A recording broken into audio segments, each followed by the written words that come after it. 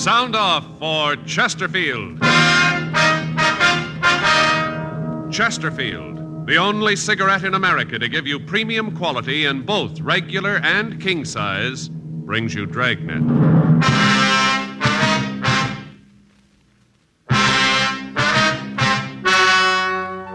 Ladies and gentlemen, the story you are about to hear is true. The names have been changed to protect the innocent.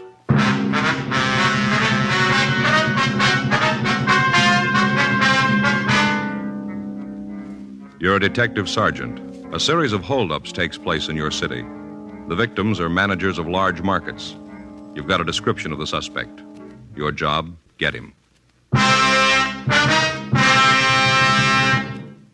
Thousands are changing to Chesterfield, both regular and king size, because only Chesterfield has premium quality in both sizes. That means king-size Chesterfield contains tobaccos of better quality and higher price than any other king-size cigarette. The same fine tobacco as in regular Chesterfield. There is absolutely no difference, except that king-size Chesterfield is larger, contains so much more of the same tobaccos, it gives more than a fifth longer smoke.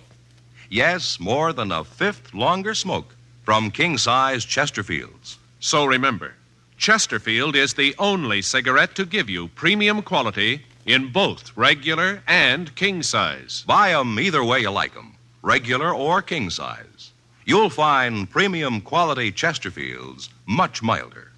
Yes, Chesterfield is best for you.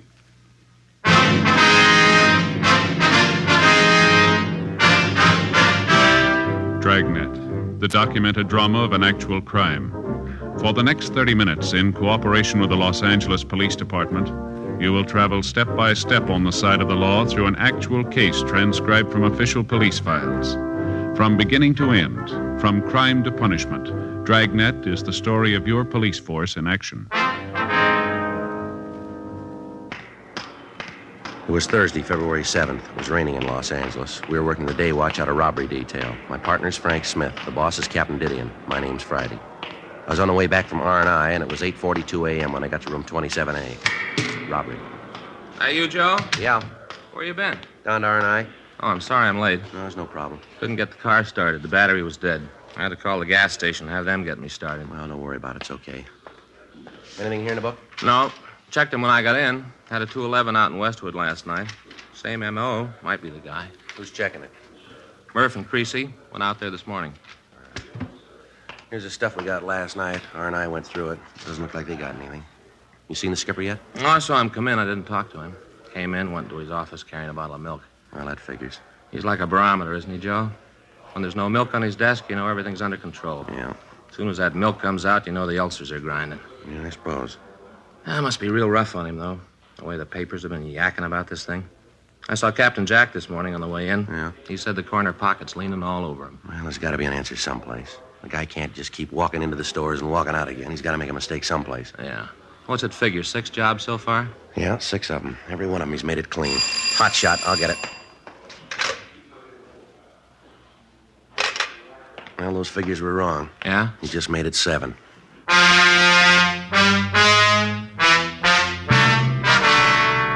For the past 2 months, a holdup man had been hitting markets throughout the central area. In each case, the description of the bandit was the same.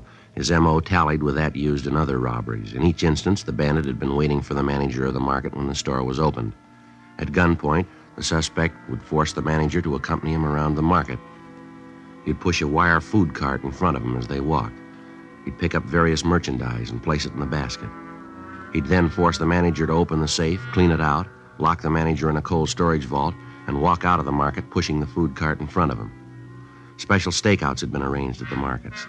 Extra units from Metro Division had been assigned to patrol duty, but the holdups continued. 9:22 a.m. Frank and I got to the address of the latest robbery, the county market at the corner of Olympic and Maryland. A radio car was there when we arrived. Come in. Yes, something you wanted? Police officers. It's my partner, Frank Smith. My name's Friday. Hello, I'm Arthur Scott. I'm the manager here. You got that man who did this yet? No, sir, not yet. I wonder if you could tell us just what happened. Sure. You know where the other officers are, Mr. Scott? Outside someplace. They were talking to the others, getting names and addresses, something like that. You want to check them, Frank? Yeah, sure. Fine. I wonder if you'd mind telling me just what happened. Well, the man was waiting for me when I came in this morning. I don't know how he got in. He just walked up behind me and said that I shouldn't cause any trouble. About what time was this, do you remember? Well, let's see. It must have been about 7:10, 7:15. Mm-hmm. Yeah, I came in the front door. Everything looked all right. Walked back here on my way to the office. He just came up in back of me. Yes, sir. Had this gun. He pointed at me, told me not to cause any trouble, like I said. What kind of a gun was it, would you remember? It was just a gun and pointed it right at me. Well, I understand that, sir. Do you remember if it was an automatic or a revolver? I guess it was a revolver, long barrel. I could see the bullets in it. I knew it was loaded. I wasn't going to mess with him. Yes, sir. And what happened after he walked up to you? He told me that if I went along with him, I wouldn't get hurt. And then he walked me up to the front of the store by the check stands, took one of the baskets, and started to walk along the racks. Made me walk in front of him. Real nervy. Took his time. Mm-hmm. Well, while we walked along, he'd take things out of the displays. Well, what kind of things? Well, you know, different kind of cheeses, caviar, took some special artichoke hearts. Things cost $1.50 a jar. Expensive. Yes, sir. What did the man look like, Mr. Scott? Can you give us any kind of a description? Well, that's kind of hard. He had on this big overcoat and a brown hat pulled down, and then the black mask over his face. I couldn't get a very good look at him. Well, how old would you say he was? Oh, boy, I'd have to guess on that. Maybe 50, 55. Looked that old anyway. About all I could see was the bottom part of his face, like he was pretty old. Mm-hmm. How about the color of his eyes? Could you see them? Yeah, through the mask, they were blue. Real light blue, kind of watery. About how tall would you say he was? Maybe 5'2" or 3. Short little man. Mm-hmm. How about his weight? Real little, like I said. I don't think he weighed more than 130. That'd be outside, too. Was there anything unusual about him? Anything at all that you could remember? No, not that I can remember. Anything in the way he talked? Some accent of any kind? Anything like that? No, nothing at all there. Mm-hmm. How about the coat he was wearing? What color was that? Do you remember?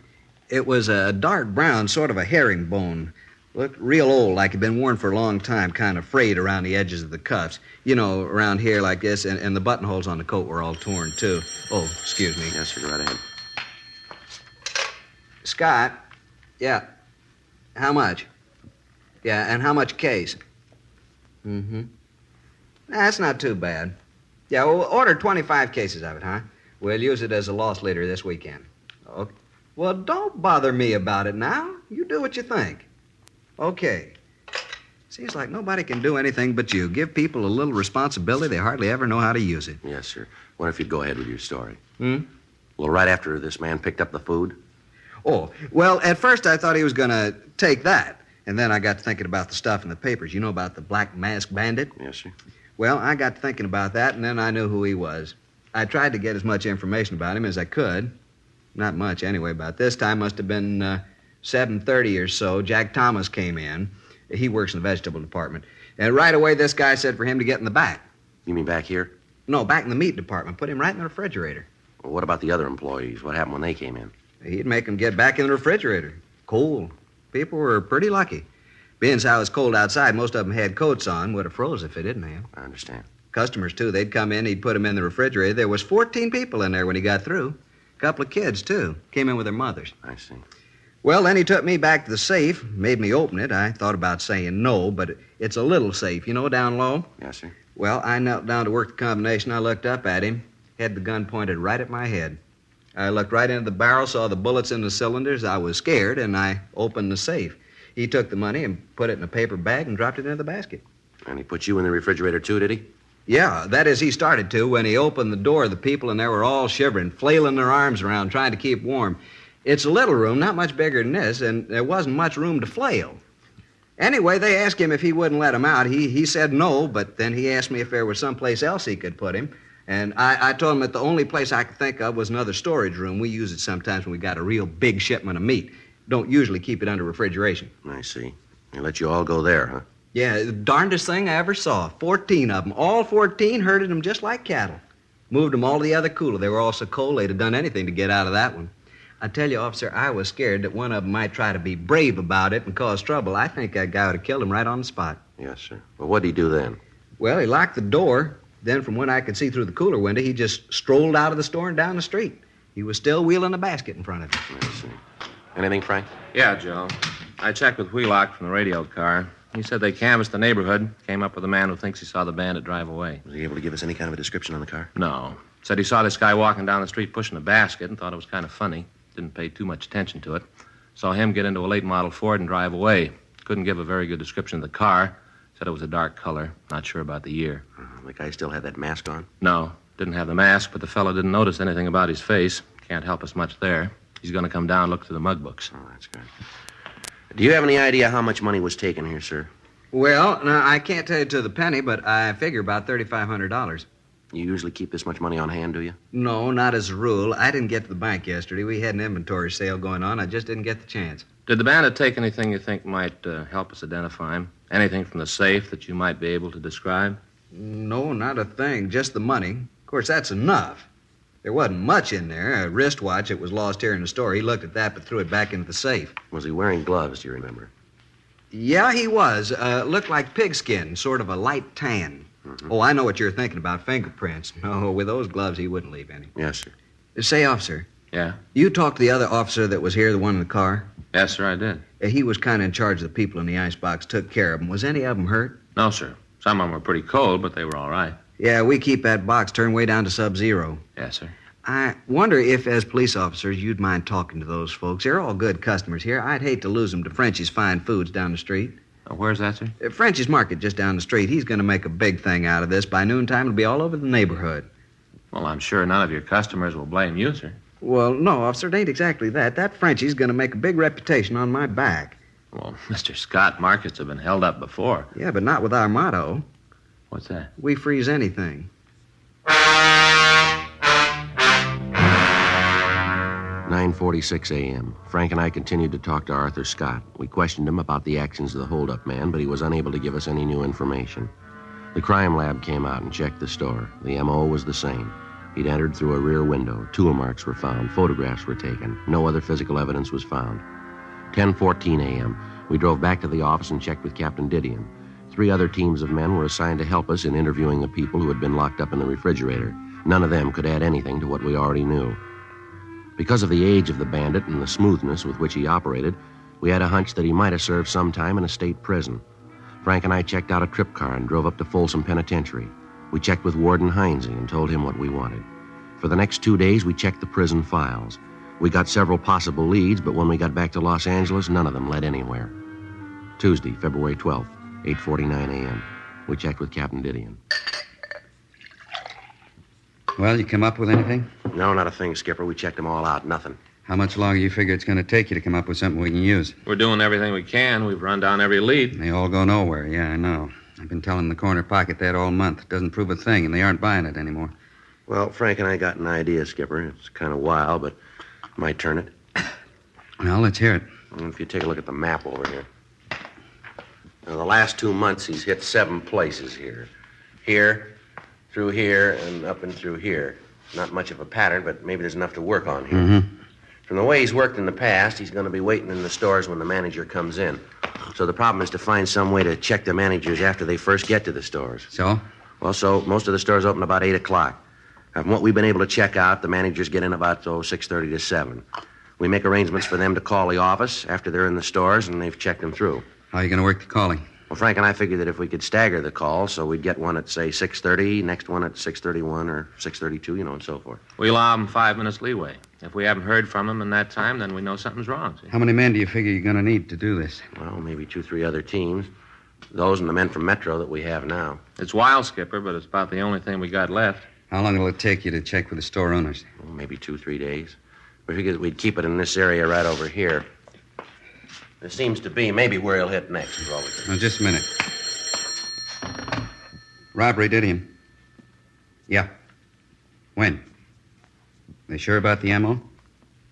Mm-hmm. Description? Send it in, will you? Right. Better enlarge that area. What do you mean? You just hit in Sacramento.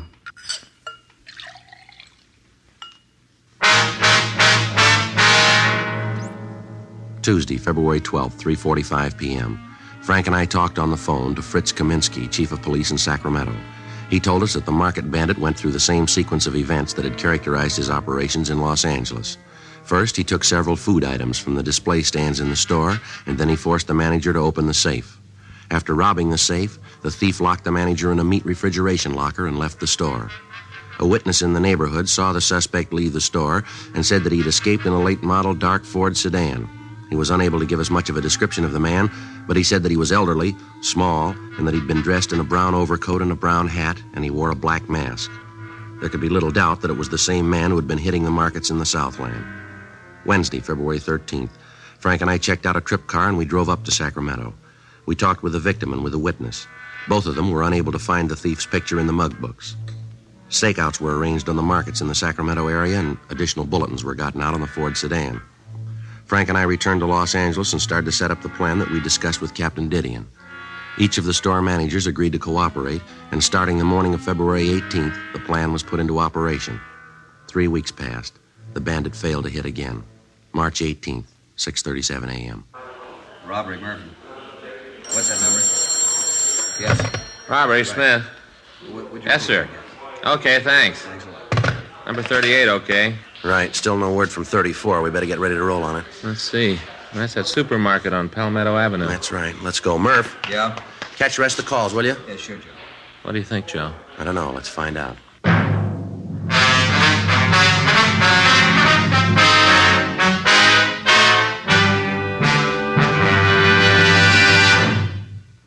You are listening to Dragnet, the authentic story of your police force in action. The modern way to sell cigarettes is the Chesterfield way, both regular and king size. And we're the only one that does it. We tell you what Chesterfields are made of to give you premium quality in both popular sizes. Our scientists select the best materials. They select for Chesterfield the world's best tobaccos, blend them just right. And they keep Chesterfields tasty and fresh with the best of moistening agents. Now, here's something else that's completely modern about Chesterfield. People smoke Chesterfield, and we tell you what happens. Scientifically, but simply. A medical specialist is making regular bi-monthly examinations of a group of people from various walks of life. 45% of this group have smoked Chesterfield for an average of over 10 years. After 8 months, the medical specialist reports that he observed no adverse effects on the nose, throat, and sinuses of the group from smoking Chesterfield. I'd say that means real mildness. And finally, we ask you to try Chesterfield and prove what we say. Chesterfield is best for you. They're much milder, to give you all the pleasure that the modern cigarette can give.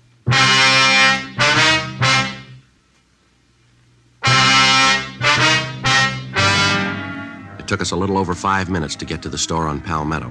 As we went by the place, we couldn't see anyone through the front windows. The store looked empty. Frank pulled the car into the parking lot next door to the store, and we walked around to the front. How about it? No, I can't see anything from here. You want to cover the back? Yeah. I'll give you time to get back there, then I'll go in the front. Right. Watch it.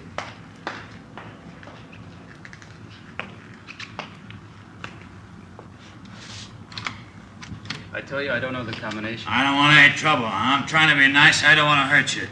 Open the safe and everything will be all right. You read the papers. You know about me. Now do what I say and nothing will All right, mister, let's hold it right there. Police officers, put that gun down. Now watch it, Joe. He's coming at you. Get out of my way. All right, come here. You okay, Joe? Yeah, I got him, Frank. Want to shake him down? Right. Here. You got him? You got the gun? Yeah, we got him. I was sure scared there for a minute. I tried to think about how I was going to stall him long enough before you get here. He's clean, Joe. All right, come on, mister, on your feet. Come on. What's your name? Clark. Leonard Clark. All right, let's go. You want me to go along with you? Yeah, well, why don't you make a crime report? Fine, I'll do anything to help try to rob me. Lousy deal. Might have known something was wrong the way that guy played it. Should have known. Yeah, sure. You figure me for the guy you're looking for, this black masked bandit the paper's been yakking about? That's the way we figure it. Well, too bad, fellas. You can't make me for it. Is that right? Yeah, you're looking for somebody else. You got the wrong man. How old are you, Clark? 52? Ever serve any big time? Sure, what's that prove? Well, the way you look, the way you work this one, even the mask, we made you for it. Only one thing. What's that? You gotta prove it.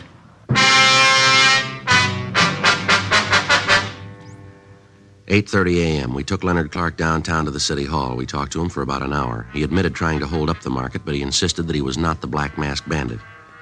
He told us that he'd read about the holdups in the paper and that it seemed like an easy way to pull a robbery. He told us that he'd used a pinch bar to jimmy a rear window in the market, and then he entered the place. He told us that he'd waited for the manager to come in, and then he tried to get him to open the safe. Sergeants Murphy and Creasy went out to his home. They found nothing there to tie him in with the other robberies. A check through R&I showed a record on Clark listing 2 convictions for 211 and 1 count of 245 PC. He'd served time at both San Quentin and Folsom penitentiaries, as well as some of the eastern penitentiaries. Mug shots of Clark were shown to the victims of the Black Mask Bandit, and they said that it was a possibility that he could be the man who'd robbed them. Friday, March 21st, a special show-up was arranged, and the victims were asked to be present. We explained that the questions asked were for the express purpose of acquainting the victims with the suspect's voice. Clark was brought out on the stage and asked his name. Leonard Clark. What were you arrested for? I don't know. You must know what you're being held for. They say I'm the Black Mask Bandit. Are you? No. Were you armed when you were arrested? What? Were you armed when you were arrested? Yeah. What kind of weapon were you carrying? 38 revolver. Leonard, could you speak a little louder, please? 38 revolver.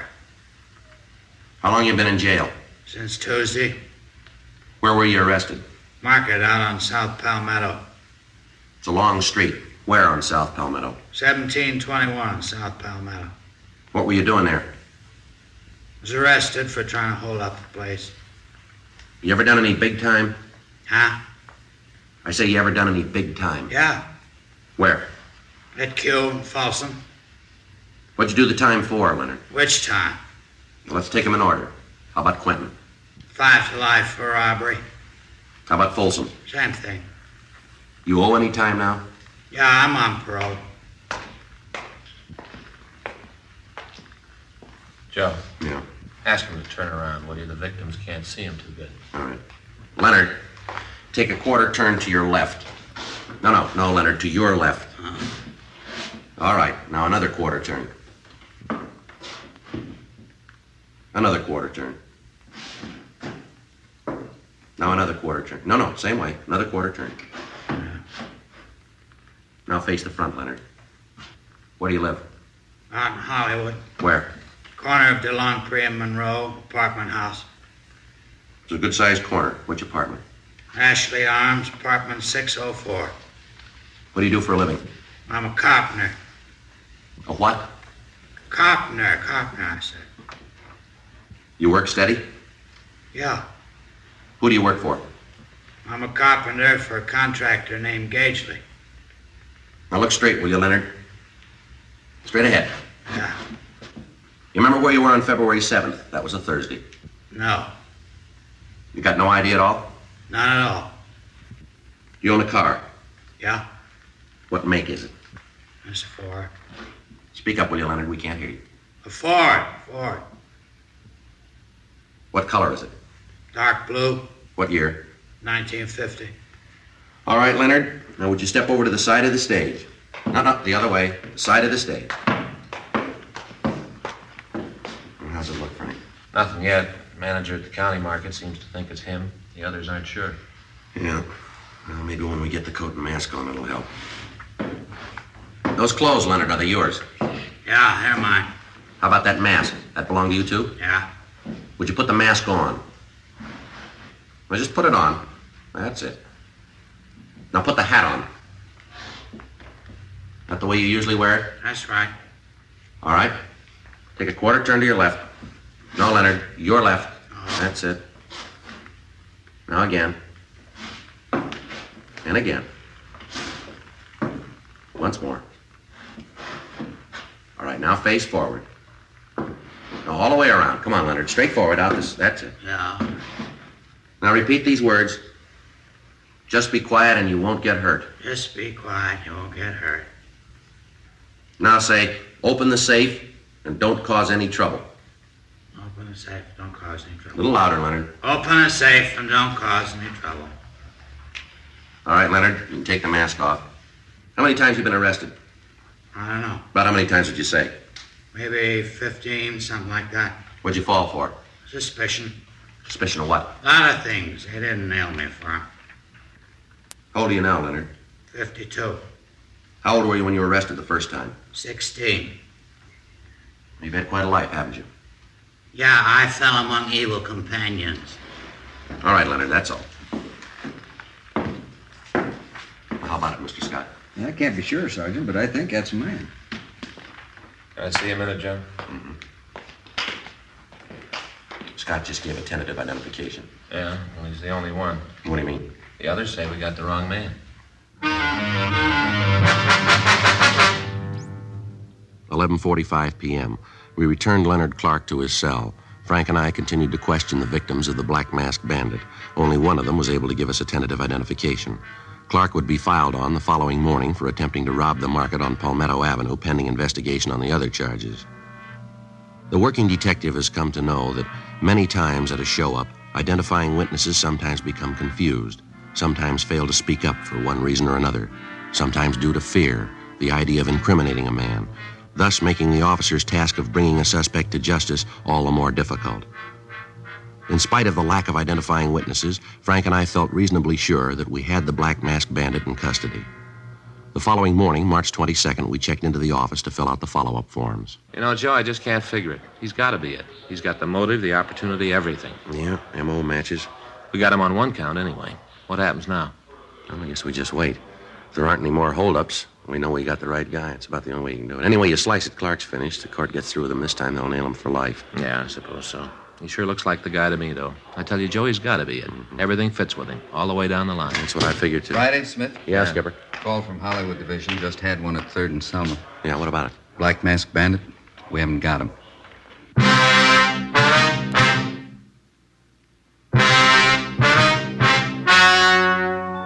The story you have just heard was true. The names were changed to protect the innocent. On July 17th, trial was held in Department 89, Superior Court of the State of California, in and for the County of Los Angeles. In a moment, the results of that trial. Now, here is our star, Jack Webb. Thank you, George Fenneman. Friends, all of us who sell Chesterfields want to thank you for making 1952 such a wonderful year, both for Dragnet and for Chesterfield. Remember, Chesterfield makes it possible for us to bring you Dragnet, and in return, we hope you'll try our cigarette, because Chesterfield is best for you.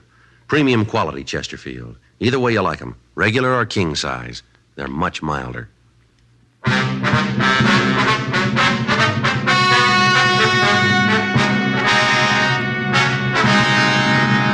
Leonard Stanley Clark was tried and convicted of attempted robbery. Because of his previous criminal record, he was sentenced to life imprisonment without possibility of parole. He is now serving his term in the state penitentiary, Folsom, California. Next week, The Big Mask, Part 2. Ladies and gentlemen, as an investment, bonds are better than ever. So whether you already buy on the payroll savings plan where you work or the bond-a-month plan where you bank, get an extra bond for defense tomorrow.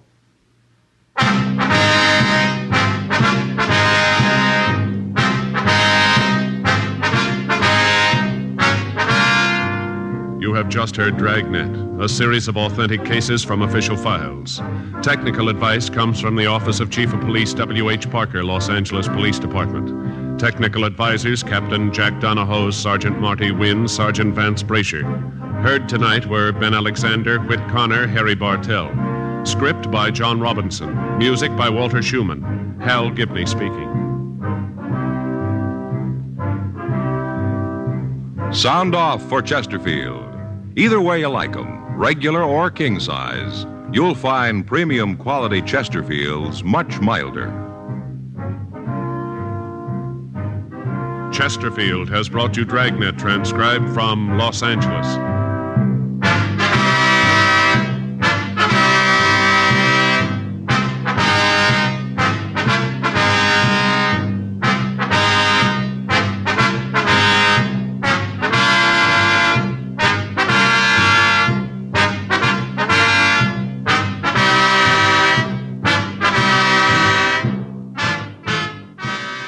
Tonight, there's more adventure with Barry Craig, confidential investigator, on NBC.